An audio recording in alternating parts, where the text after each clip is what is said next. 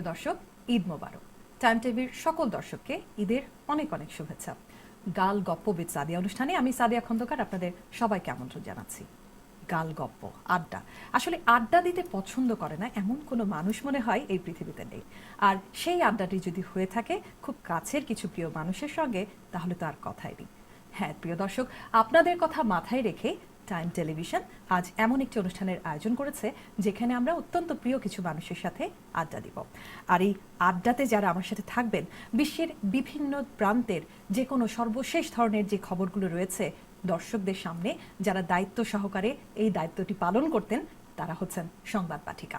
আজকের এই গালগপ্প উইথ সাদিয়া অনুষ্ঠানে এমনই কিছু প্রিয় মুখকে আমরা আমন্ত্রণ জানিয়েছি যারা বাংলাদেশে অত্যন্ত জনপ্রিয় এক সময়কার সংবাদ পাঠিকা এবং বর্তমানে তারা রয়েছেন প্রবাসে। চলুন পরিচয় পর্বটি শুরু করি। একেবারে ডান দিক থেকে শুরু করছি, আমার সহকর্মী। এখানে আমরা যারা সবাই রয়েছি সবাই সংবাদ পাঠিকা এবং সবাই আমরা সহকর্মী। শুরু করছি নবনীকে নিয়ে। দুর্রে মাকনুন নবনী, চ্যানেল আই দিয়ে তার যাত্রা শুরু এবং সর্বশেষ চ্যানেল 24 নবনী কাজ করেছে। আর আমার একেবারে এই ডান দিকেই রয়েছে সোনিয়া সুইটি, চ্যানেল আই এনটিভিতে প্রথমে যাত্রা শুরু, তারপরে চ্যানেল 1-এর সেই বড় বড় চোখের মেয়েটি এবং সর্বশেষ বৈশাখী। আমরা কলিগ ছিলাম বৈশাখীতে। অবশ্যই।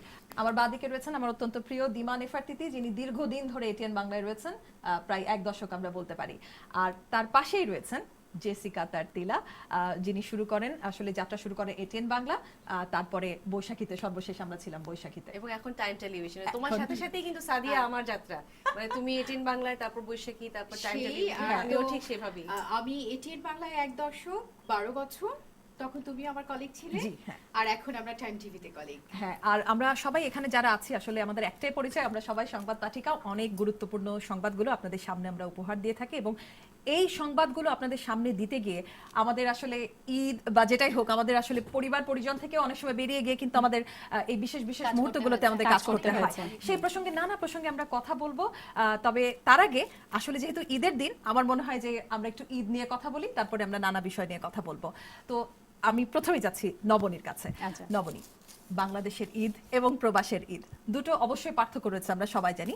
তারপরে যদি ছোট্ট করে একটু বলা যায় যে কেমন লাগছে বা আসলে বিষয়টা কেমন লাগে। আসলে বাংলাদেশের ঈদ যেটা, সেটা তো বলার অপেক্ষা রাখে না, অবশ্যই অন্যরকম ছিল, ভালো ছিল। এবং আমরা যারা প্রেজেন্টার ছিলাম, আমাদের এটা তুমিও জানো যে ঈদের দিন অবশ্যই আমাদের নিউজ অবশ্যই থাকতো। অবশ্যই। এবং সবার সাথে, যে অফিসের সবার সাথে ঈদ করা, এবং আমার মনে আছে আমরা চ্যানেল আইতে আমরা যারা ছিলাম সবাই আমরা একটু একটু খাবার নিয়ে আসতাম বাসা থেকে, ঈদের খাবার মজা করে আমরা খেতাম। আমাদের সাথে যারা ক্যামেরা পার্সন থাকতেন তাদের সাথে আমরা শেয়ার করতাম এবং আমাদের সাথে অন্য যারা মেকআপ আর্টিস্ট যারা ছিলেন, আমরা কখনোই মানে উনাদেরকে তো কখনোই আমরা মনে করিনি যে উনারা ভাই বোন ছাড়া অন্য কেউ, এমন ছিল সম্পর্কটা একটা মানে বড় পরিবারের মতো। আচ্ছা, আর এখানের ঈদটা এখন কেমন হচ্ছে? এখানের ঈদ যখন আমি প্রথম এসেছি, সত্যি কথা বলতে তখন একেবারেই বোরিং ছিল, কারণ আমার কাছে মনে হতো যে বাংলাদেশ থেকে এসে এখানে ঈদ ঈদ না, কারণ ঈদের দিন বন্ধ নেই, স্কুল বন্ধ না, অফিস বন্ধ না, এরকম লাগতো।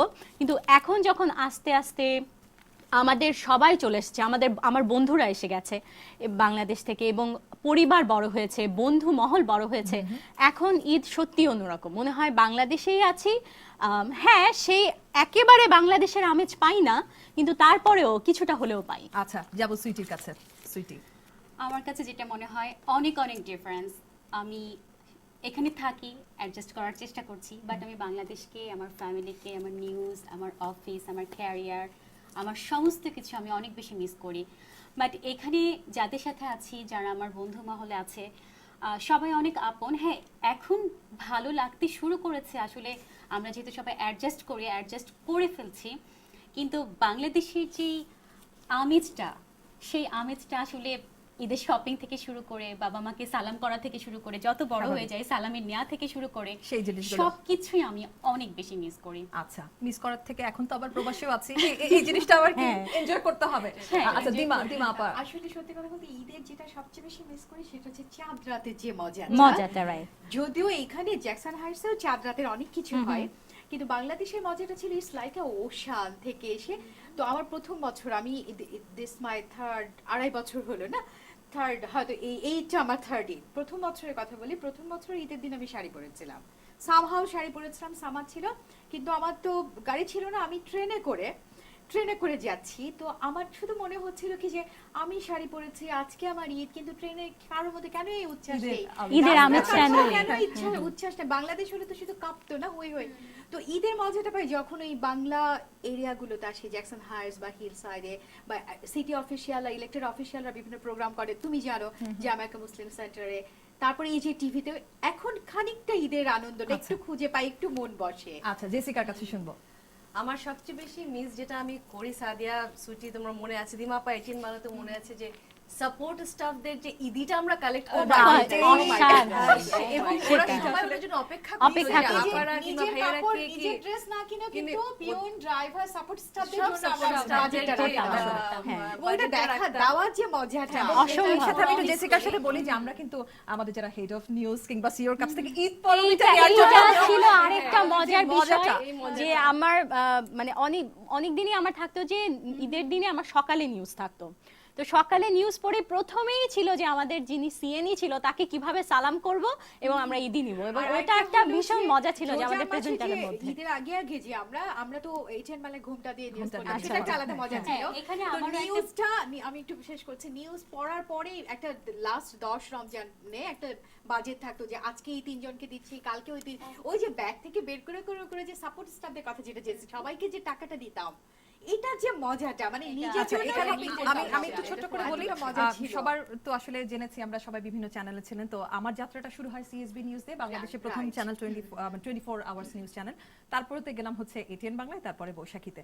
তো এক এক জায়গার ঈদটা না, মিডিয়াতে আমরা যেহেতু সবাই কাজ করি, কখনো কিন্তু ঈদটা অন্যরকম মনে হয় না। না। বাংলাদেশে আমরা যারা মিডিয়াতে বিভিন্ন মিডিয়াতেও কাজ করেছি বা একই অঙ্গনে আমরা ছিলাম, সব জায়গাতে কিন্তু ঈদের আমেজটা একই একই রকম, একই রকম এখানে ছিল। যদি ছোট্ট করে একটু বলি, সেটা হচ্ছে যে আমরা যারা অনেক আগে থেকে নিউজ শুরু করেছি, এখন অনেক ড্রেস কোড এসেছে, সালোয়ার কামিজ, ব্লেজার, অনেক কিছু, বাট আমরা যখন আমি শুরু করেছি 2002-তে, তো তখন কিন্তু আমরা শাড়িটাই প্রেফার করতাম এবং আমরা খুব নরমাল শাড়ি পরতাম, প্রেফার মানে আমরা করতাম সুতি, জামদানি। হ্যাঁ, শাড়ি, সুতি বা সুতি জামদানি শাড়ি। পরতাম। টাঙ্গাইলের শাড়ি। ঈদের দিন যেটা হতো, আমাদের কোনো রেস্ট্রিকশন ছিল না, এবং আচ্ছা, একটু ঈদের festive সময় mood এ, যেটা festive আমরা mood নিউজ ছিল। পড়তাম বা কোনো পুজো বা এরকম কোনো ফেস্টিভ আমরা এইগুলোতে কিন্তু আমরা নববর্ষ, ঈদের শাড়িটাই কি আমরা কিন্তু ফুল লাগিয়েও ফুল লাগিয়ে আর news ঈদের পড়েছি। শাড়িটাই কিন্তু যে ওইতে মাথায় থাকতো যে নিউজ পড়ার জন্য, মানে নিউজ আর ঈদটা ছিল একদম একাত্ম না। হ্যাঁ, মানে আমাদের সেটাই। ঈদের একটা বড় আনন্দ ছিল আমাদের টিভি স্টেশনের আচ্ছা, ফ্যামিলি আর না। শুরুতে আমি যেটা বলছিলাম যে আমাদের বিষয়টা ছিল হচ্ছে যে আমাদের যে কোনো সময়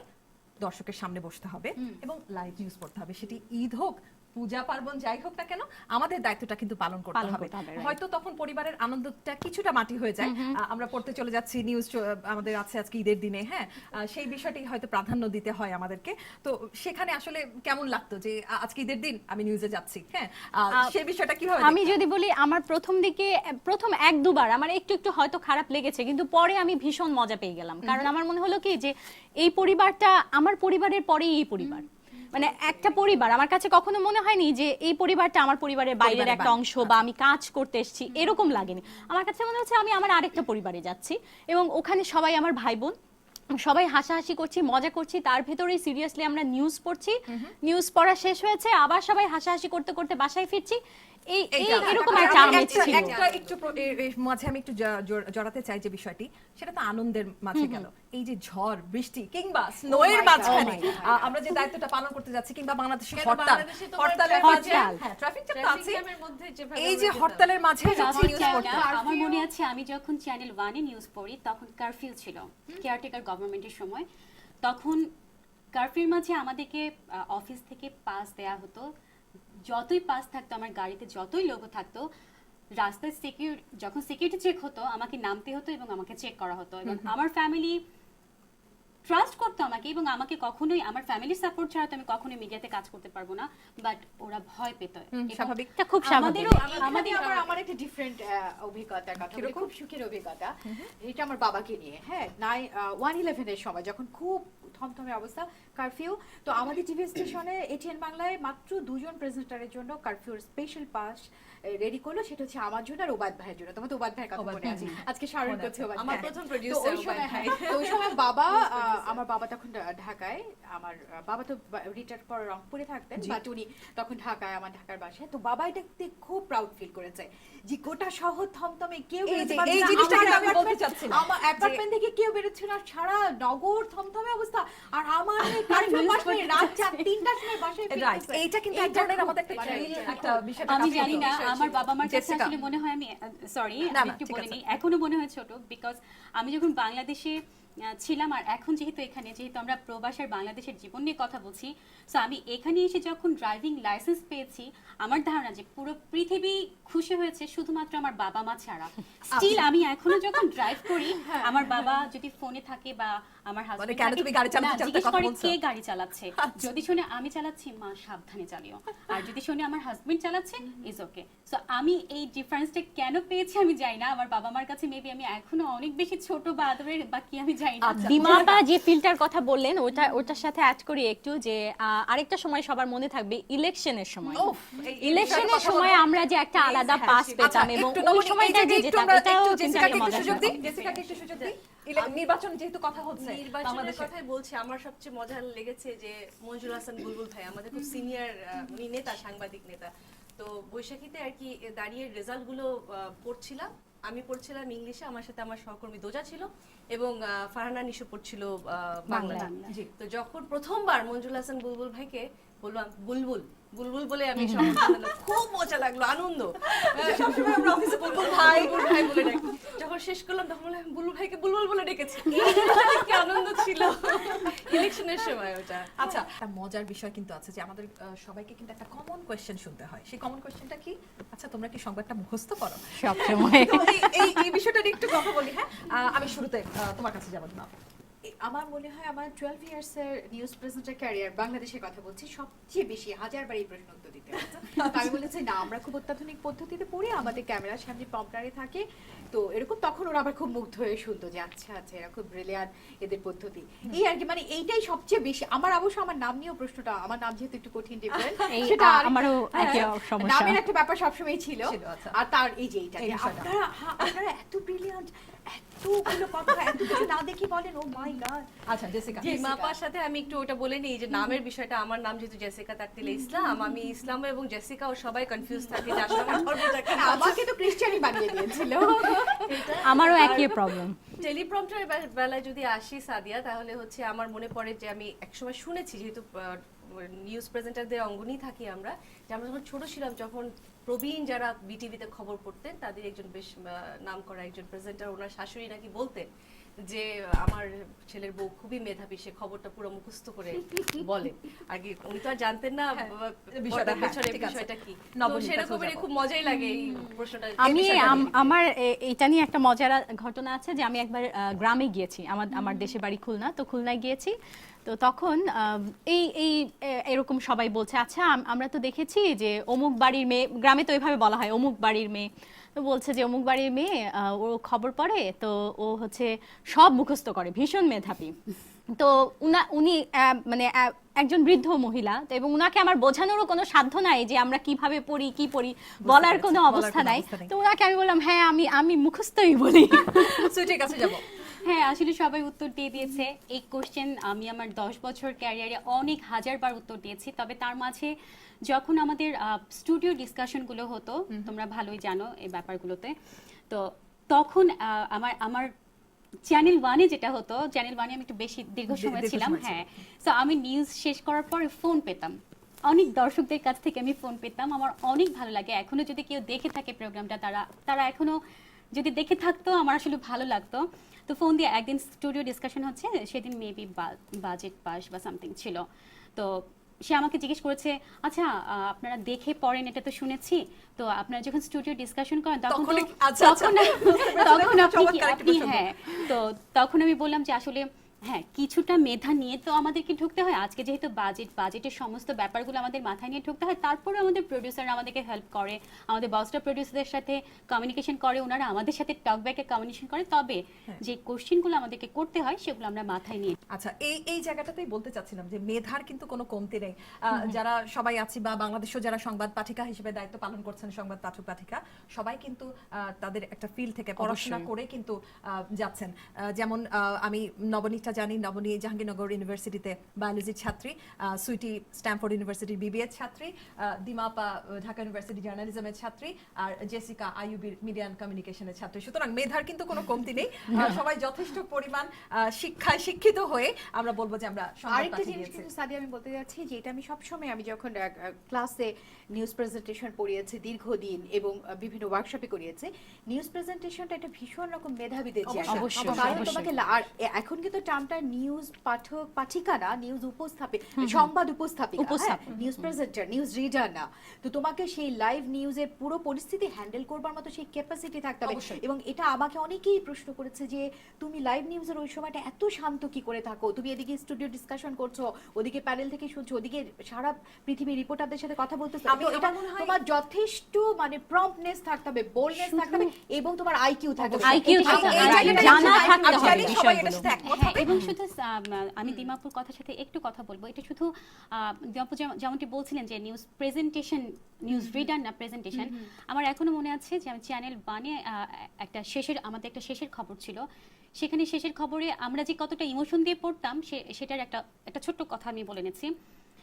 শেষের খবরে ছিল একটা 5 মাস বা 6 মাসের শিশু বাচ্চা মাকে অ্যাসিড ছুটতে গিয়ে বাচ্চাটা পুরোপুরি অ্যাসিডে ঝলসে গিয়েছিল। তখন এটা আসলে অনেক প্রমিনেন্ট একটা খবর ছিল। সো আমাদের তো সামনে মনিটর থাকে, তো আমি নিউজটা শেষ করে যখন প্যাকেজটা দেখছিলাম এবং ছোট একটা বাচ্চা, 3 মাসের একটা বাচ্চা, ওর শুধু চোখ দুটো ছাড়া পুরোটাই তাকে ব্যান্ডেজ করা ছিল।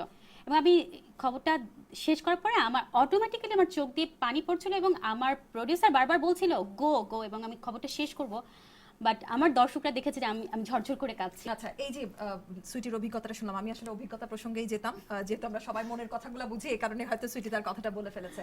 জেসিকার কাছে শুনবো একটু কথা বলি। সাদিয়া জানো যে একটি খুব তিক্ত অভিজ্ঞতা, তিক্ত না মানে খুব কষ্টের একটা অভিজ্ঞতা ছিল আমার ব্যক্তিগত, যেটা ছিল যে বিডিআর কার্নেজের সময় আমার আপন চাচাতো বোন, ওর হাজবেন্ড আমার দুলা ভাই, উনি হি ওয়াজ শট ডেড।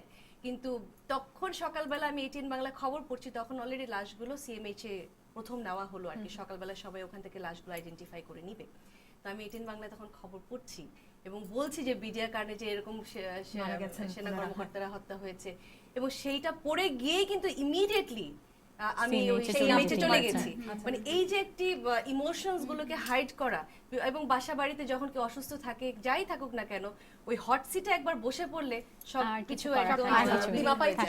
আমি আরেকটা জিনিস যেটা বলতে চাচ্ছি সাথে, তোমাদের সবারই নিশ্চয়ই মনে আছে যে আমরা যখন নিউজ পড়তাম মাঝে মাঝে যান্ত্রিক ত্রুটি কারণে আমাদের প্রম্পটার কিন্তু অফ হয়ে যেত, তখন আমাদের হাতের স্ক্রিপ্টটাতে চলে যেত। তখনই কিন্তু তোমার সেই প্রম্পটনেস বা প্রত্যুৎপন্নমতিত্ব যেটা আমরা বলি না, এটা একটা।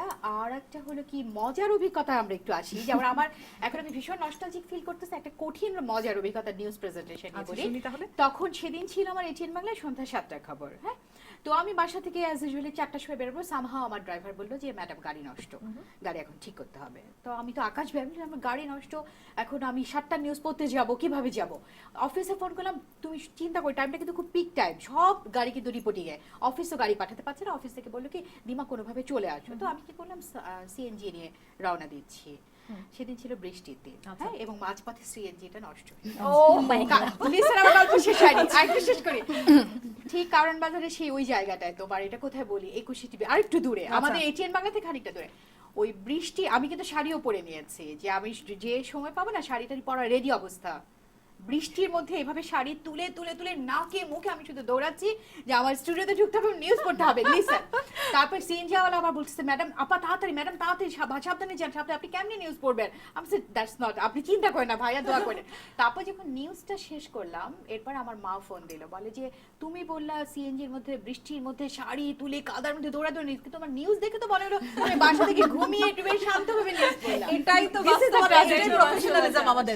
নবনীর কাছে শুনি একটু। আমি এই নিমাপার সাথে একমত। আমার এরকম একটা ঘটনা ঘটেছে, তখন আমি চ্যানেল আইতে, এবং তখনও আমাদেরকে এর প্রায় আমার এই ঘটনাটার পরেই চ্যানেল আই থেকে প্রত্যেকটা প্রেজেন্টারের জন্য এরপরে গাড়ি দেওয়া হয়। আমি আসছিলাম, তো একই জায়গা, ওই যে কারণ বাজারের যে মোড়টা, ওখানে যখন গাড়িটা ছিল, কারণ তখন চ্যানেল আই ছিল সিদ্ধেশ্বরীতে, সেই সময় সিগনালে মনে হয় মানে সিগন্যালটা ছেড়ে দিয়েছে, এরকম একটা সময় আমি ছিনতাইকারীর কবলে পড়ি। এবং ছিনতাইকারী আমার পেছন থেকে মানে ওই পেছনের যে জানালাটা থাকে ওখান থেকে এভাবে করে আমার গলায় একটা চেইন ছিল এবং আমার মার গলায় একটা চেইন ছিল। তো মা তো শাড়ি পরা ছিল, মা একটা পারেনি, আমারটা এত জোরে খামচে নিয়ে গেছে যে পুরোটা নিতে পারে, অর্ধেকটা আমার কাছে আর বাকি অর্ধেকটা চলে গেছে, কিন্তু আমার পুরো পিঠে একদম খামচির দাগ, একদম বেশ মানে একদম ব্লিডিং হচ্ছে এমন অবস্থা। তো ওই অবস্থায় কিন্তু সাথে সাথে নিউজে গেলাম, 7টার নিউজ ছিল, আমি দৌড়াতে দৌড়াতে নিউজে গেলাম। তখন সবাই বলছে যে কি হচ্ছে তোমাকে এমন দেখাচ্ছে কেন? তো বললাম যে এরকম অবস্থা, টাইম আর নাই, কোনো রকম মেকআপ নিয়ে নিউজে বসে গেলাম, নিউজ সুন্দর মতো পড়লাম। তারপরে বাইরে আসার পরে আমার মা ছিল সেদিন, তো আমার মা তখন আমার পিঠে মলম বা যাই হোক কিছু একটা লাগিয়ে দিলেন। আচ্ছা, এখানে আমি বুঝেছি সবার আসলে নানান রকমের অভিজ্ঞতা। সেখানে একটু ছোট্ট করে বলে নিই, আমরা জানি যে বাংলাদেশের ট্রাফিক জ্যামের অবস্থা। এই অবস্থায় আমরা যখন স্টুডিওতে পৌঁছতাম এবং তারপরে এমনও হয়েছে নিউজের 5 মিনিট আগে হয়তো পৌঁছেছি, কোনো মতে একটু মেকআপ লাগে, আচ্ছা ঠিক আছে গাড়িতে বসে অনেক করছি। হ্যাঁ, তো সেই জিনিসগুলো আছে। আমি একটা ছোট্ট আমার একটা একটু কষ্টের একটা অভিজ্ঞতা বলতে চাই। সবাই মজার কথা বলছেন, কিন্তু এই কেন জানি এই জিনিসটা আমাকে খুব নাড়া দেয়, এই জন্য আজকে বলতে চাই। আমরা জানি সবাই আওয়ামী লীগ নেতা, বর্ষিয়ার নেতা আব্দুল জলিলের কথা জানি আমরা, উনি ইন্তেকাল করেছেন। তো সেই সময়টা উনি লাইভ সাপোর্টে ছিলেন এবং সিঙ্গাপুর থেকে লাইভ সাপোর্টে থাকা অবস্থায় আমার সাথে ওনার এক আত্মীয়র সাথে আমার আর কি কথা ছিল, লাইভ ছিল, সেটা খবরে সংবাদটা দিচ্ছিলাম আমি ছিলাম। এবং আমার মুখ থেকে দর্শকের কাছে আমি বলছি যে এইমাত্র লাইভ সাপোর্টটি খুলে নেওয়া হয়েছে এবং লাইভ সাপোর্ট খুলে নেওয়া মানে তো আমরা জানি যে তিনি আর নেই। এই সংবাদটি আমি জানি না দিতে গিয়ে আমার এত কষ্ট লেগেছে যে এই যে আমরা দায়িত্বটা পালন করছি, অত্যন্ত গুরু দায়িত্ব, যে আমরা একজন মৃত্যুর সংবাদ সরাসরি শুনে আমি পৌঁছে দিচ্ছি। আমি আসলে খুবই খারাপ লাগছিল, আমার কথাও জড়িয়ে গিয়েছিল। আমি কোনো মতে সেটি দর্শকদের সামনে বলার পরে যখন পরবর্তী নিউজে আমার সাথে আমার আরেকজন কো অ্যাঙ্কার ছিলেন, পরবর্তী সংবাদটা তিনি পড়ছিলেন এবং ওই পর্যায়ে আমি আর মনে ছিল যে পরের সংবাদটিও হয়তো আমি পড়তে পারবো না। আমার খুব কষ্ট লাগছিল যে একটা মৃত্যু সংবাদ আমার মুখ থেকে আমি দর্শকদের সামনে পৌঁছে দিলাম। তারপরে আমাকে প্রোডিউসার বলছিল যে আপনি ঠিক আছেন, পরে নিউজটা পড়তে পারবেন? আমি বলছি হ্যাঁ পড়তে পারবো। তো এরকম একটু জাস্ট মজার মধ্যে একটু কষ্টের হয়তো কথা বললাম। আচ্ছা, এখানে আমি একটা জিনিস এখন আমরা বলবো, আমরা তো নিউজ পড়ছি, মাঝখান দিয়ে বিজ্ঞাপন বিরতি হয় এবং দর্শকরাও সেটা জানেন, তারা বিজ্ঞাপন বিরতি থাকে। আমরা ওই সময়টা স্টুডিওতে বসে আসলে কি করি, এই মজার জিনিসগুলো তো সবাই আছে, সেটা জানতেও চাই সবাই। আমি নবনীর কাছ থেকে শুরু করি।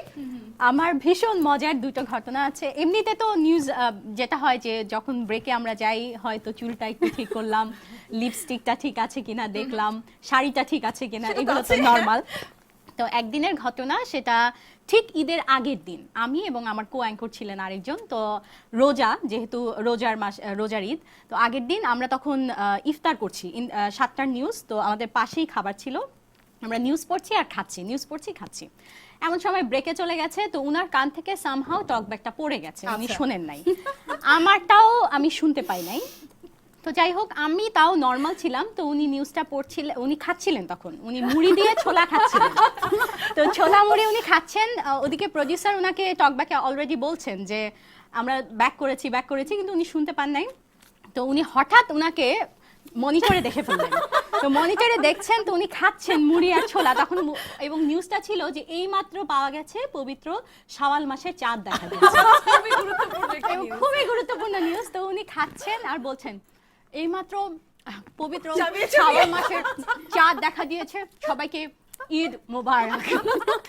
এটা ছিল ভীষণ মজার, এবং নিউজের পরেও আমরা সবাই যে কতক্ষণ হাসাহাসি করেছি।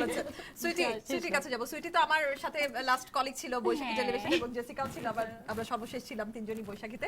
সুইটির কাছে শুনি। না আসলে দর্শক তো আমাদেরকে দেখে শুধু সিরিয়াস মোমেন্টগুলো বা একটু হাসি খুশি। এই যে চ্যানেল 1-এর কথাই বলছি, নবনী যেটি বলছিল যে খাবার নিয়ে ঢোকা, আমরাও খাবার নিয়ে ঢুকতাম এবং নিউজের ফাঁকে যখন আমরা প্যাকেজে চলে যেত, ব্রেকে যাওয়ার জন্য অপেক্ষা করতাম না, রিপোর্ট যখন চলে যেত তখনও খেতাম, এবং চুল আঁচড়ানো, গান গাওয়া, এগুলো তো থাকতোই, এই মজাগুলো থাকতোই।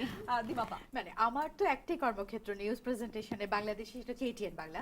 তো এটিএন বাংলা আমার প্রত্যেকটা পিয়ন ভাই জানতেন যে দিমাপা 2 গ্লাস পানি লাগবে, 1 গ্লাস গরম পানি, 1 গ্লাস ঠান্ডা পানি, এবং ঠান্ডা পানির মধ্যে চিনি মেশানো, ঠিক আছে? নিউজ পড়ার আগে দিমাপা খাবে গরম পানি এবং ব্রেকের সময় খাবে চিনি পানি। তো এটা আমাকে কখনোই আর বলতে হয়নি। আনিস, তারপর আমাদের আরো যারা আসলে ছিলেন, মনে পড়ছে সবাইকে খুব সবার ফিল কথাই মনে করছি পড়ছে। একদম যে দিমাপা আপনি এখন স্টুডিওতে ঢুকছেন, আনিস দিমাপা এই যে দৌড়ায় পানি নিয়ে হাত- গরম পানি আবার বলবেন, গরম পানির লেফট সাইডে, ঠান্ডা পানির রাইট সাইডে। তো ওই তো আচ্ছা। ব্রেকের মধ্যে পানি জেসিকা, খাওয়া, আমারও শুনি। চুল ব্রাশ করা, সুন্দর আড্ডা অভিজ্ঞতা দেওয়া। কিছুটা জিমাপার মতোই যে ওই স্টুডিও অ্যাসিস্ট্যান্ট যে থাকতো, ওই যে জেসিকা আপু যা ঢুকছে এখন একটু গরম পানি লাগবে, গরম পানিটাই আমি তোমার মতো দুটো খেতাম না, কিন্তু গরম পানিটা সবসময় এটা তো থাকছে। আবার জেসিকা হচ্ছে যে আপুর, news- পাশাপাশি আমি একটা কথা বলবো তো, আমার যেহেতু তুমি এবং তুমি দুজনই আমার কলেজ ছিল, তো অনেকে মনে আছে বৈশাখীতে আগুন লেগেছিল? হ্যাঁ আচ্ছা, সেই দিন কিন্তু 10টা নিউজ আমি আর রানা আব্দুল্লাহ পড়ছিলাম। রানা ভাইয়ের কথা আসলে এখন মনে পড়ছে। তো একটু পরপর ব্রেকে চলে যাচ্ছে, তো আমরা আসলে বুঝতে পারছি না। বৈশাখী যে ভবনটিতে ছিল সেই সেই ভবনটিতে ভবনটিতে আগুন লেগেছিল। তো হঠাৎ করে বললো যে আমরা ব্রেকে চলে যাব। ব্রেকে চলে গেছে, সাধারণত 8 মিনিট 9 মিনিট ব্রেক থাকে। সো আমরা ওয়েট করছি, 10-12 মিনিট হয়ে গেছে, কোনো কথা বলে না। তখন আমি বারবার বলছিলাম, ইশারা করছিলাম যে আর কতক্ষণ ব্রেক আছে, বিকজ আমরা জানতে চেতাম যে আর কতক্ষণ আছে। হঠাৎ করে আরো 2-3 মিনিট পরে একজন বলল, আপা বের হয়ে আসেন, আগুন লেগেছে। তো রানা ভাই তখন টকব্যাগটা খুলে সামহাও কিছু করছিল, তো আমি রানা ভাই বলছি, রানা ভাই আগুন লেগেছে, আমাদেরকে চলে যেতে বলছে। রানা ভাই বলকে, ধুর ওগুলা মজা করছে, Because আমরা ব্রেকে এগুলো মজা করি। আমি বলছি, রানা ভাই ও তো আর কোনো শব্দ করছে না, সিরিয়াসলি মনে হয় আগুন লেগেছে। এবং ভেতরে শুধু ক্যামেরাতে, অনেক সময় ক্যামেরা ঠিক করে দিয়ে কিন্তু ওরা চলে যেত, থাকতো না কেউ। আমি আর রানা ভাই যখন দেখলাম কেউ নেই, আমরা তাড়াতাড়ি করে এগুলো খুলে বের হয়ে দেখি পুরো অফিস খালি সেদিন। এবং সবচেয়ে ভয়াবহ কথা হচ্ছে, আমরা যে, তোমরা ভালোই জানো বৈশাখীর যে লিফটটা, অবশ্যই। লিফটের ওই পাশটাতে আগুন লেগেছিল। সুতরাং আর ওই এমনিতে দিকটা তো আমরা আগুন নামতে লাগলে পারছি নামানো না, সম্ভব হ্যাঁ না। ওই দিকটা নামতে পারছি না। এবং আমাদের সেদিন প্রডিউসার ছিল তুমুল। আচ্ছা তুমুলের সাথে আমার খুব একটা ভালো যেত না, কথাবার্তা নিয়ে প্রবলেম হতো। ওকে ফাইন, তা আমাকে বললো যে এই দিক দিয়ে নামা যাবে না, লিফট বন্ধ, এই সিঁড়ি বন্ধ, আমরা ভেতরের সিঁড়িটা ইউজ করব। এবং কপালে আসলে সেদিন যাই না, 4 তলা পর্যন্ত নেমে দেখি ওখানে সিকিউরিটি লকটা লাগানো, ওইটা আর খোলা না। আমরা মাত্র 4 জন মানুষ, আমি, তুমুল ভাই এবং রানা আব্দুল্লাহ আর আরেকটা স্টুডিও অ্যাসিস্ট্যান্ট ছিল। এবং ফাইনালি যেটা হলো, আসলে বিপদে পড়লে বোঝা যায় যে ঝগড়াঝাটি যাই থাকুক, তুমুল ভাই সেদিন আমাকে যে হেল্পটা করেছে, আমার স্যান্ডেল কোথায়, মোবাইল কোথায়, আমি কিছুই জানি না, বললো আমাদেরকে ওই আগুনের পাশের ওই সিঁড়িতে নামতে হবে সোনিয়াপা, এবং পুরো বিল্ডিং এর কারেন্ট বন্ধ করে দিয়েছিল, তোমরা জানো। এবং কিভাবে যে আমাকে তুমুল ভাই, রানা ভাই তো ছেলে মানুষ নেমে গেছে, তার সাথে এত খারাপ সম্পর্ক, কিন্তু সে আমাকে এত সুন্দর করে আসলে নামিয়েছে। এরকম মজার একটা সম্পর্ক, পরিবারের মতো একটা পরিবার, সম্পর্ক মানে আমাদের পরে সবার বোঝা সাথে। যায় যে এটা আসলে কতটা পরিবারের মতো। এবং আমরা যে 4 জন বেঁচে সেদিন বের এটা হয়েছি, অবশ্যই। এবং আমরা জানি এই ভয়াবহ। ধরনের অনেকগুলো অভিজ্ঞতা ভবনে, এনটিভি ভবনে NTV যেরকম আগুন ভবনে লেগেছিল, আগুন লেগেছিল, সেই হ্যাঁ। মুহূর্তগুলো, আবার সেগুলো যখন আমাদেরকেই খবর দিতে হয়, হ্যাঁ। সেটা আমাদের জন্য কিন্তু ভীষণ, অনেকটা কষ্টের ভীষণ একটা কষ্টের। বিষয়। আচ্ছা, অনেক মজার কথা শুনছি, আরো আমরা গাল গপ্প করব। আমরা একটা ছোট্ট বিরতি নিয়ে আসছি। প্রিয় দর্শক, গাল গপ্প উইথ সাদিয়া অনুষ্ঠানে ছোট্ট একটা বিরতি নিব। বিরতির পর কোথাও যাবেন না, আমাদের সঙ্গেই থাকুন, টাইম টেলিভিশনের সঙ্গেই থাকুন।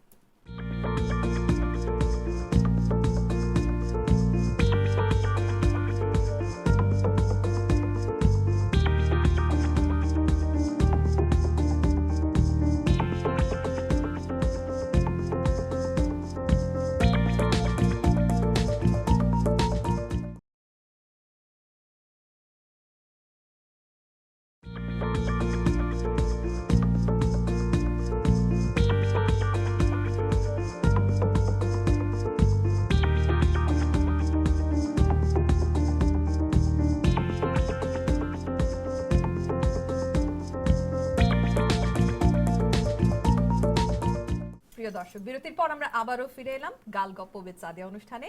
আমরা আবারও আড্ডা দিব, আর আপনারা শুনবেন সেই আড্ডার গল্পগুলি। আচ্ছা, আমরা তো নানান রকম প্রসঙ্গে কথা বলছি। আমি জানি এক বাক্যে সবাই বলবে, আমাদের সংবাদ পাঠিকাদের অফিসে সবচেয়ে প্রিয় এবং শান্তির জায়গা কোনটা? Makeup room. সেই মেকআপ রুমে আমরা সমস্ত শান্তি যেন খুঁজে পেতাম, নিউজে যাওয়ার আগে এবং নিউজের এসে। পরের মুহূর্তে।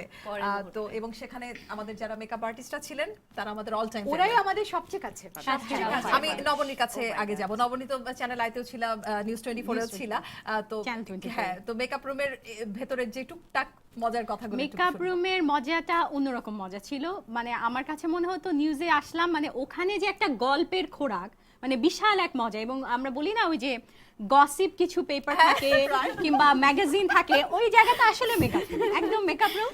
ওখানে গেলে আপা শুনছেন অমুক তো এটা করছে, জানেন নাকি? কই না তো ভাই, জানি না তো। আচ্ছা ও জানেন না অমুকের তো এটা হয়েছে, চাকরি চলে গেছে। এই মজাগুলো সব খবর ওনাদের কাছ থেকে আমরা পেলাম। হ্যাঁ। তো চ্যানেল আইতেও এরকম মজা ছিল, এবং 24-এও যখন গেলাম দেখলাম না সবাই এক, সব জায়গায় একই রকম এবং একইভাবে মজা হতো। খাওয়া দাওয়া, আপা বুঝছেন আজকে কিন্তু বিরাট খিদা লাগছে, ইচ্ছা করছে বিরিয়ানি খাই। ও বিরিয়ানি খাবেন, আচ্ছা ঠিক আছে বিরিয়ানি আনাই। মানে এই যে মজাগুলো সব, এবং মেকআপ করতে করতে সব কিন্তু মেকআপ করতে করতে সুইটির কাছে আসবো, তারপরে আমি বলবো আমার কথা। সুইটি, ও যেটা বললো আসলে এই জিনিসগুলো হয়। বৈশাখীর কথা শুনতে চাই এবার। বৈশাখী, হ্যাঁ আমি বৈশাখীতে যাব। বৈশাখীতে যারা এটা ছিলেন, ছিল, হ্যাঁ। রহমান ভাই, জহির ভাই, এরা দুইজনই আমার সাথে এনটিভি থেকে শুরু। আচ্ছা। সো ওদের সাথে আমার রিলেশনটা সেই 10 বছর। এনটিভিতে ছিল ওরা আমার সাথে, চ্যানেল 1-এ ছিল ওরা আমার সাথে, এবং যখন বৈশাখীতে আসলাম রিলেশনটা আসলে মোর দ্যান ফ্যামিলি। যখন যখন সুইচ করতাম, আপা যাচ্ছেন আমাদেরকে নিয়ে যাবেন না? আমি খুবই কম সুইচ করেছি, এটা আসলে বলা উচিত না। আমি বেশ কিছু অফার পেয়েছি, অনেকগুলো চ্যানেল থেকে পেয়েছি, বাট আমি সুইচ করেছি অনেক কম। প্রথম যখন আমি এনটিভি থেকে চ্যানেল 1-এ সুইচ করি, তখন আমি সবচেয়ে ছোট প্রেজেন্টার ছিলাম, এবং সবাই আমাকে বলেছে তুমি এত সাহস কিভাবে পাচ্ছ, তুমি এত অল্প সময়ের মধ্যে সুইচ করছো চ্যানেল 1-এর মতো একটা চ্যানেলে। বাট আমার কাছে মনে হয়েছে তারা আমাকে পছন্দ করে নিয়েছে, এবং আমার জন্য আসলে অবশ্যই ভালো ডিসিশন ছিল। আসলে বাংলাদেশের কোনো চ্যানেলই কোনো চ্যানেলের চাইতে কম নেই। কম নেই, অবশ্যই সব সবাই চ্যানেলই, সমানই সমান। হ্যাঁ, সবাই সমান। এবং সেটাই। এবং একটা বিষয়, সবাই অনেক সময় আমি দেখতাম সাধারণ মানুষ বলতো এত চ্যানেল, কিন্তু দেখার কিন্তু কমতি নেই। কমতি নেই। সবাই কোনো না কোনো সবাই চ্যানেল কোনো দেখছে, কোনো এবং দেখছে। সবাই এই মুখগুলোকে চেনে। আচ্ছা, এখানে আমি মেকআপ রুমের একটা কথা প্রসঙ্গে বলতে চাই। বৈশাখীর মেকআপ রুমে যাওয়া মানে চটপটি বা ফুচকা তো খাবোই। আমাদের অফিসের নিচেই ছিল এই মামার দোকানের চটপটি কিংবা ফুচকা। যাব, রহমান ভাই, খুবই মিস করি তাদেরকে। আমাদের আসলেই যারা miss ছিল করি, সবাই miss আসলে করি। ওরা অনেক গিয়ে ভালো। বলতাম, রহমান ভাই আজকে কি ফুচকাওয়ালা বসেছে না?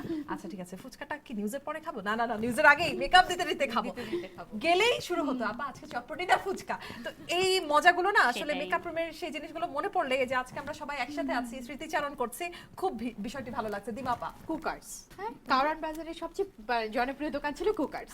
কুকার্সের সবচেয়ে প্রিয় আইটেম হচ্ছে 32 মানে ফ্রাইড রাইস। আচ্ছা। ফ্রাইড রাইসের উপর চিকেন ফ্রাই, প্রন। আচ্ছা, তো আমি মেকআপ যেদিন আমার মেকআপ আর দুটো আইটেম, একটা হচ্ছে নান কাবাব, পাশাপাশি স্টারের নান কাবাব না তো।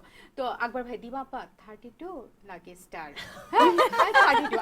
আমি চোখ বন্ধ, মেকআপ লাগাচ্ছে 32। তা শুধু তো আমি একা খাবো না, আমি আনবো, সবাই ওরা মিলে খাবো। সবাই ভাগ করে। এটা একটা হ্যাঁ, হচ্ছে এইটা- আনন্দ। এইটা আর বেশি একটা বিশাল আনন্দ। আর একটা হলো যে ওরা যে আমাদের কিন্তু বেশিরভাগ মেকআপ ম্যানরাই ছিল ছেলে। হ্যাঁ। তা এই যে 12 বছর আমার আকবর ভাই, খোকন ভাই আমাকে মেকআপ দিয়েছে। আমার তো ছোট চুল, তোমাদের তো চুল দিয়ে পিঠ ঢাকা, আমার তো পিঠও খোলা। হয়তো যদি আমি স্টুডিও লাইভ করবে, আমার পিঠেও মেকআপ দিতে হতো।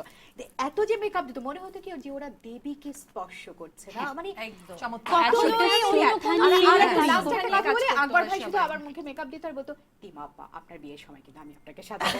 তো আকবর ভাই, আমি খুবই সরি, আমার বিয়ে হচ্ছে লন্ডনে, আকবর ভাই আমাকে সাজাতে পারেনি, বাট আই মিস দেম। মানে আচ্ছা। সবচেয়ে কাছের মানুষ ওরা জেসিকার আমাদের। কাছে শুনবো। যেটা তুমি বললা, আকবর, আইটিএন বাংলার আকবর ভাই, বাবুল ভাই, এদের খোকন খুব ভাই, miss করি। হ্যাঁ। একই সাথে বৈশাখীর রহমান ভাই, জহির। জহিরের একটা কথা বলি তোমাকে। হ্যাঁ, জহির জহির খুব ভাইকে moody আমিও ছিল। পেয়েছি 25 জহির খুব মুডি ছিল, ওর বিশেষ করে কাকে মেকআপ দিবে ও বলতে পারতো না, হ্যাঁ, কারণ হ্যাঁ। গলাটা খুবই জহির খুব চুজি ছিল। choosy ছিল, right, সে কাকে choosy makeup ছিল। দেবে। আর জহিরের মেকআপ নেওয়ার জন্য কিন্তু অনেকে সবাই অনেক লাইনে জহিরের দাঁড়িয়ে কাছে থাকে। নেবো। চোখটা খুবই সুন্দর, খুব ভালো করতো। আমি সবার কথাই বলতে চাই, কিন্তু জহিরেরটা মনে পড়লো, খুব মজার ছিল। আমারই এক সহকর্মী বলছে, জহির তুমি তো সবসময় জেসিকাকে মেকআপ দাও, তুমি আমাকে কখনো মেকআপ দাও না। এরপরে কিন্তু যখন আমি থাকবো তুমি মেকআপটা আমাকে দিবা, কারণ ওই যে শিডিউলে একসাথে পড়ে যায় আমার দুজনের। বলে আপনার চোখটা বেশি ভালো লাগে না, এই জন্য আপনার আমি তো একদম অপ্রস্তুত হয়ে গেছি। ও তখন বললো যে আমার চোখটা ভালো লাগে না, মানে বলে আপনার চোখটা না আপা খুব ছোট, ওটা আঁকতে খুব কষ্ট হয় আমার। এই যে আমরা কত কিছু শেয়ার করতাম না, রাগও হতো আমাদের উপরে, এই আজকে কিন্তু চোখটা ভালো হয় নাই, আজকের মেকআপটা এরকম কেন হলো? হ্যাঁ, সব দোষ হচ্ছে মেকআপ আর্টিস্ট। মেকআপের সাথে কিন্তু প্রেজেন্টেশন একটা সম্পর্ক ছিল। মেকআপ উল্টাপাল্টা হলে ভালো ভুল হলে হয়ে হ্যাঁ যেত। এটা ছিল। ভালো হলে না যখন ওটাই ভালো আমি লাগে। ভিডিওতে একটু দেখলাম যে উল্টো আমার হতো। ভালো লাগছে না, তখনই কিন্তু নিউজটার আবার কিছু একটা মেকআপ আর্টিস্টদের যদি মুড অফ থাকতো, ওরা কিন্তু আমাদের মেকআপ খারাপ হ্যাঁ, করতো। ওই জন্য আমার কাজ ছিল একটা মিনিট, আমি যেটা করতাম, যেই প্রথমে আমার কাজ ছিল সবচেয়ে আগে আমি আমার মেকআপ আর্টিস্টদেরকে বুস্ট আপ রাখতাম, কারণ ওরা আমাকে মেকআপ ভালো দেবে, আমার মুড ঠিক থাকবে, আমার প্রেজেন্টেশন ভালো হবে। এটা ছিল আমার কেস। আমার সাথে একটু ডিফারেন্স আছে এই ব্যাপারটাতে, বিকজ আমি ওদের কাছে শুধু বেস মেকআপটা নিতাম। চোখটা চোখটা আচ্ছা, তুমি আসলে নিজে আমি করতে। নিজেই এটা অনেক করতাম। সময় আমরা নিজেরাও করতাম। নিজেরা কিন্তু করে অনেক জহিরের কথা যেটা জেসিকা তুমি বলছো, আমার সাথে আসলে এটা হয়নি, বিকজ আমি ওদের কাছে লাইক আপন বোনের চেয়ে বেশি। বললাম না যে 2002 থেকে এনটিভি থেকে শুরু হ্যাঁ, করেছি একসাথে ছিল চ্যানেল 1 অনেকদিন, এবং এই জন্য। বৈশাখী। আচ্ছা, মেকআপ রুমের প্রসঙ্গ থেকে বের হবে তার আগে একটা কথা বলি যে আমাদের যাদের সন্ধ্যা 7টা কিংবা রাত 10টার নিউজ থাকতো, আমরা সবাই পড়েছি সেই প্রাইম টাইম গুলোতে। তো কি হতো, বিয়ের দাওয়াত থাকলে একই মেকআপে চলে যাচ্ছি আমরা বিয়ের এবং বিয়ের অনুষ্ঠানে। বাড়িতে সবাই ড্যাব ড্যাব করে তাকায় থাকতো যে ওরা পার্লার থেকে এত সুন্দর মেকআপ দিয়ে আসছে, তারপরে এটা আমাদেরকে কেন জানি এটা বেশি কিন্তু আমাদের খুব একটা মজা আর ছিল। তার মজা চেয়ে ছিল। মাঝখানে আরেকটা কথা বলি, যখন চ্যানেল 1-এ, তখন 2010-এ আমার যখন বিয়ে হয়, চ্যানেল 1-এ নিউজ পড়ার কেউ নাই, সবাই বলছে সোনিয়ার বিয়েতে যাব।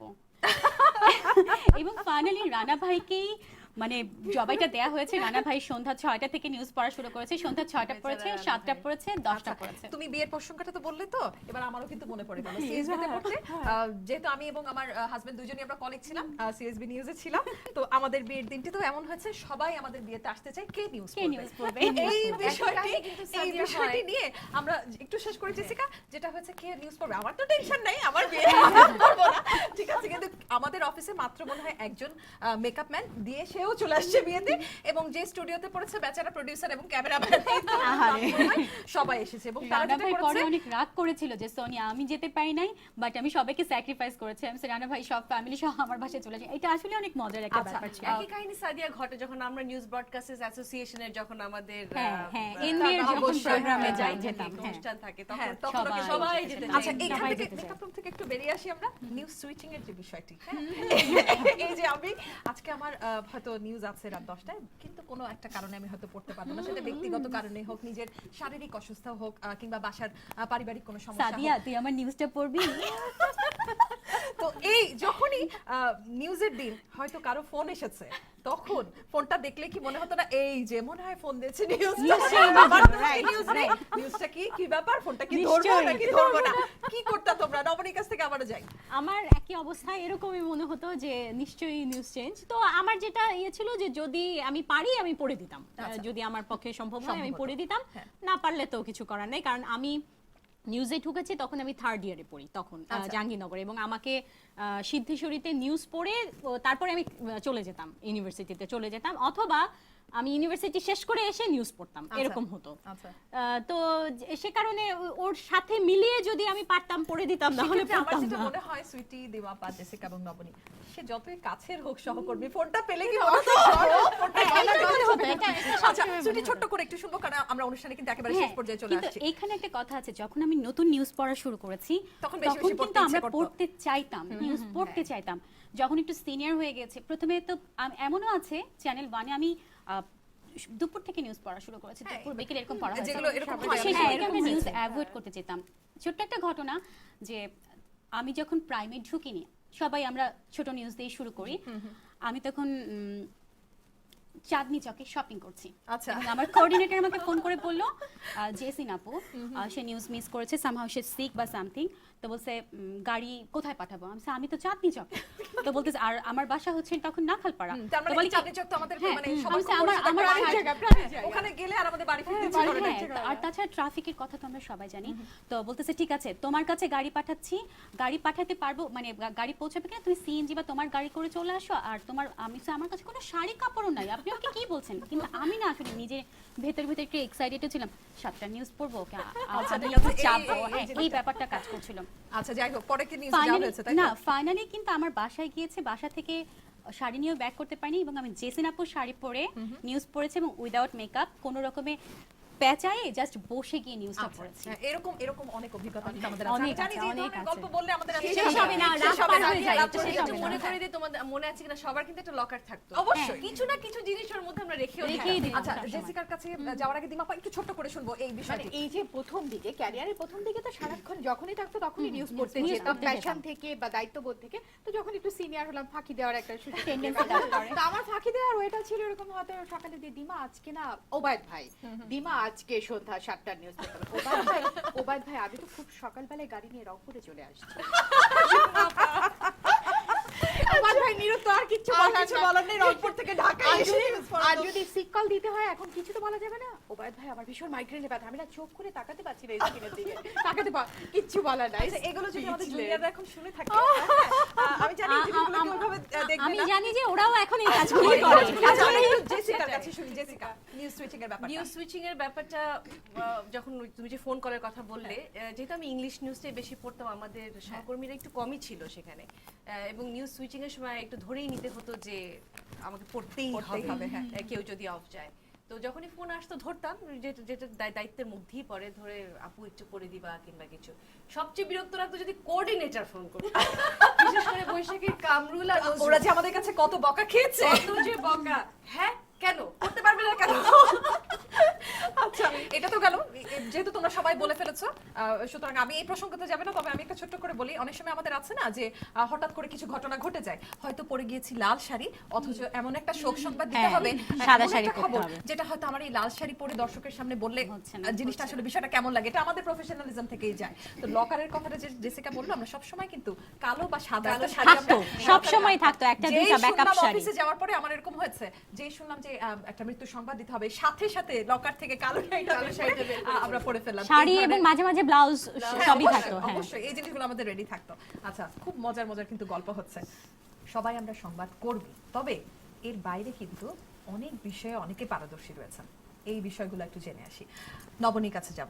আমরা জানি, সবাই জানি এখানে যে তুমি চমৎকার আবৃত্তি করো, বাংলাদেশ থেকে করতে। চমৎকার কিনা জানি না, আবৃত্তি করি একেবারে ছোটবেলা এবং থেকে। কিছুদিন আগে আমাদের একজন আবৃত্তিকার কাজী আরিফ, তিনি মারা গেছেন। আমরা জানি যে কাজী আরিফের ছাত্রী ছিলে তুমি। তো তোমার কাছ থেকে এই যে তোমার এক্সট্রা একটা গুণ, তুমি যে কবিতা আবৃত্তিতে অনেক পারদর্শী, আমরা একটু আজকে কি শুনতে পারি দর্শকদের জন্য অবশ্যই, ছোট করে কবিতা? অবশ্যই। আবৃত্তি করছি কবি নির্মলেন্দু গুণের যাত্রাভঙ্গ কবিতাটি। হাত বাড়িয়ে ছুঁই না তোকে, মন বাড়িয়ে ছুঁই, দুইকে আমি এক করি না, এককে করি দুই। হেমের মাঝে শুই না যবে, প্রেমের মাঝে শুই, তুই কেমন করে যাবি? পা বাড়ালেই পায়ের ছায়ায় আমাকে তুই পাবি। তবুও তুই বলিস যদি যাই, দেখবি তোর সম্মুখে পথ নাই। তখন আমি একটু ছোব, হাত বাড়িয়ে জড়াবো তোর বিদায় দুটি পায়। তুই উঠবি আমার নাই, আমার বৈতরণী নাই। নায়ের মাঝে বসবো বটে, না এর মাঝে শোব। হাত দিয়ে তো ছোব না মুখ, দুঃখ দিয়ে ছোব। তুই কেমন করে যাবি? বাহ, চমৎকার। চমৎকার, আসলে অনেক ভালো সুন্দর, অনেক লাগলো। সুন্দর। আচ্ছা, এবারে যাব সুইটির কাছে। আমরা জানি সবাই যে সুইটি নৃত্যশিল্পী হিসেবে বেশি পরিচিত। বাংলাদেশে বাফার সাথে সুইটি জড়িত ছিল এবং ছোটবেলা থেকে। শিশু শিল্পী হ্যাঁ, হিসেবেও আমি সেটাই বলতে ভীষণ চাচ্ছিলাম। পরিচিত। নতুন আমি কুড়ি- আর ও একই সাথে কিন্তু আমি নতুন আবৃত্তি কুড়িতে করতাম, ছিলাম। নতুন কুড়িতে গল্প বলা আবৃত্তি, এবং ও সবসময় আসতো। একটা মজার ঘটনা দর্শকদের সাথে একটু শেয়ার না করলেই নয়। সে সময় ও একটা ভীষণ, ওর কমন নাচ ছিল, মানে কমন না, বেশ কয়েকবারই আমি এই ড্রেস আপে ওকে দেখেছি। সেটা হচ্ছে সাপিনী। সাপিনী আমি এটা জানি। এবং বেদের মেয়ে, এইরকম একটা। এবং ও খুবই ভালো নাচতো। ওর চুল ছিল এত লম্বা, সেটা খুব সুন্দর করে খোপা করতো, বড় উঁচু করে। আম্মু করে দিত। হ্যাঁ, এবং ভীষণ মজার ছিল সেই দিনগুলো। আচ্ছা, আচ্ছা, এখন আসলে তুমি আমি বলো। সেই নাচটার উপরে 3বার গোল্ড মেডেল পেয়েছি এবং টোটাল 11টা ন্যাশনাল অ্যাওয়ার্ড। ওরে বাবা রে বাবা। হ্যাঁ, যেটা নবনী বলছিল, এবং আমিও সেটাই বলতে চাচ্ছি যে নৃত্যশিল্পী হিসেবে সে বেশ সুপরিচিত, এবং দেশ বিদেশের অনেক দেশে এই নাচের বিভিন্ন প্রতিযোগিতায়ও গিয়েছে সুইটি, পারফরমেন্স করেছে, অনেকগুলো অ্যাওয়ার্ড রয়েছে তার। বাট প্রবাসে এসে সুইটির কিন্তু নতুন আরেকটি পরিচয় রয়েছে, সঙ্গীত শিল্পী সঙ্গীত হিসেবে। শিল্পী। এবং সে ভালোও করছে। আমরা চাইবো, আজকে এখানে তো আর নাচ করা যাবে না, সুইটি বলে সেটা চাচ্ছেও না। তো আমরা যেটা বলবো যে সুইটির ভালোবাসা, তো সংবাদ আমাদের সবারই ভালোবাসা আমরা জানি, সেই সাথে নাচ এবং গান। তো চমৎকার করে একটা মিষ্টি বাবা এই খুব ঈদের চাইতো, সময় যদি গান আপু শোনানো খুব যায়। চাইতো আমি গান করি। আসলে যেহেতু ছোটবেলা থেকে আমরা কালচারাল লাইনের সাথে জড়িত, আর এই প্রবাস জীবনে এত যান্ত্রিক আমাদের লাইফ, কিছু না করলে তো বাঁচবো না।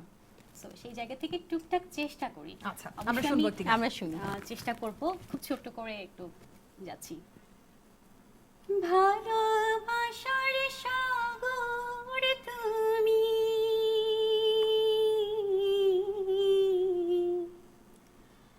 ভালোবাসার সাগর তুমি, বুকে অথৈ জল,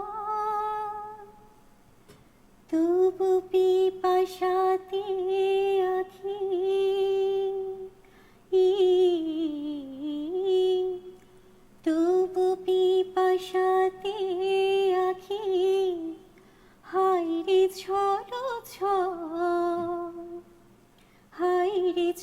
হলুদ ছয় তোমার মিলনে বুঝি গো জীবন বিরহে মরণ বিরহে মরণ তুমি আমার এমনই একজন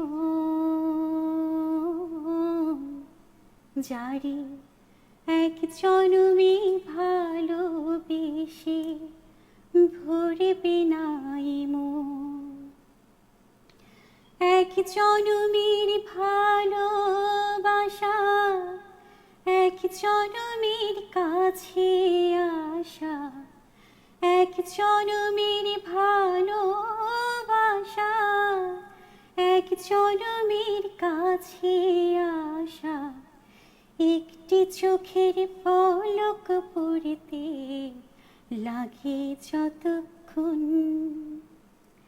তুমি আমার এমনই একজন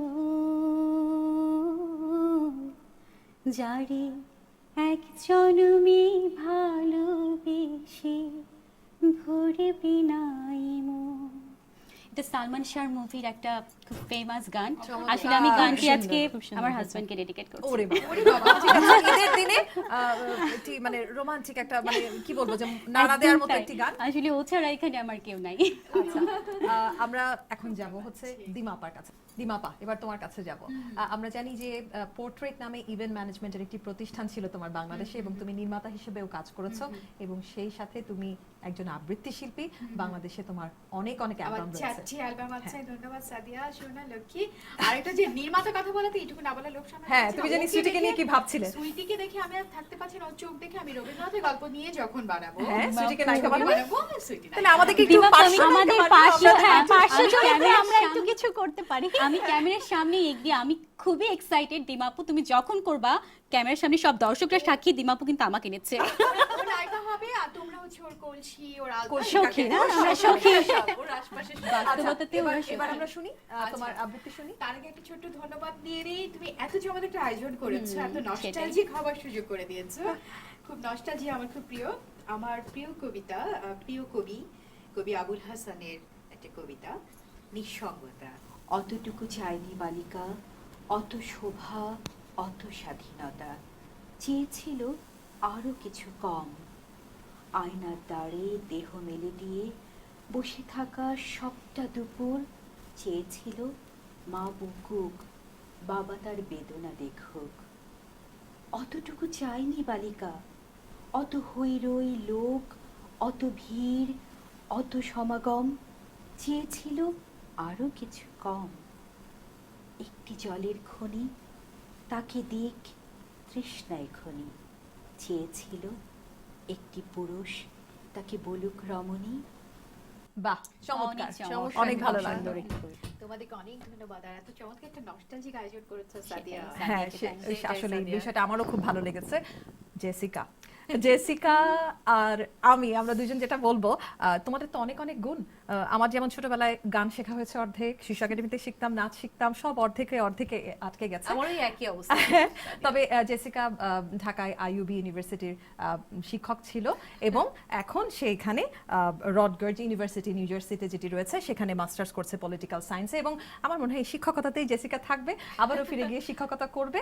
এবং আমিও যেহেতু এখানে আছি শিক্ষকতা করছি, এই শিক্ষকের একটা মিল আছে। তো আমরা তোমাদেরকে এখানে কিন্তু পড়াশোনা করাবো না, আমরা দুজনে একটি গান গেয়েই শেষ করব। তবে তার আগে একটু অনুষ্ঠান থেকে দর্শকদের কাছ থেকে বিদায় নিয়ে তার আসি। আগে একটা ছোট্ট কথা বলছি যে তুমি যে নিউজ প্রেজেন্টেশনের পাশাপাশি এখানে যে আবার শিক্ষকতা ক্যারিয়ার শুরু করেছো, যথেষ্ট মেধা এবং গুণ না থাকলে এটা সম্ভব হতো না। অবশ্যই, আমাদের অবশ্যই। proud of you। সবারই অনেক অনেক সাদিয়া মেধা শেষ গুণ করার রয়েছে। আগেও টাইম টিভির সকলকে আমাদের সবার পক্ষ থেকে সবার অনেক পক্ষ থেকে। ধন্যবাদ, বিশেষ করে অনেক আমাদের যে ধন্যবাদ। সহকর্মী বাঁধন এবং নাজিম ভাই, যারা ওরা যে কষ্ট এত করছে। কষ্ট করছে পর্দার পিছনে, তাদের সবাইকে আমার এবং আমাদের ঈদ সবাইকে মোবারক অনেক সবাই ঈদ মোবারক সবাইকে, এবং হ্যাঁ। সবাই অনেক ভালো থাকবেন। আমাদের এবং দর্শকদেরকেও ঈদ মোবারক। দর্শকদের জন্য তো অবশ্যই শুভেচ্ছা, ঈদের শুভেচ্ছা। আর ক্যামেরার পেছনে আছেন আমাদের প্রিয় সহকর্মী নাজিম ভাই, বাঁধন, বাঁধন। তারা খুব মেধাবী সহকর্মী আমাদের, তাদেরকে শুভেচ্ছা।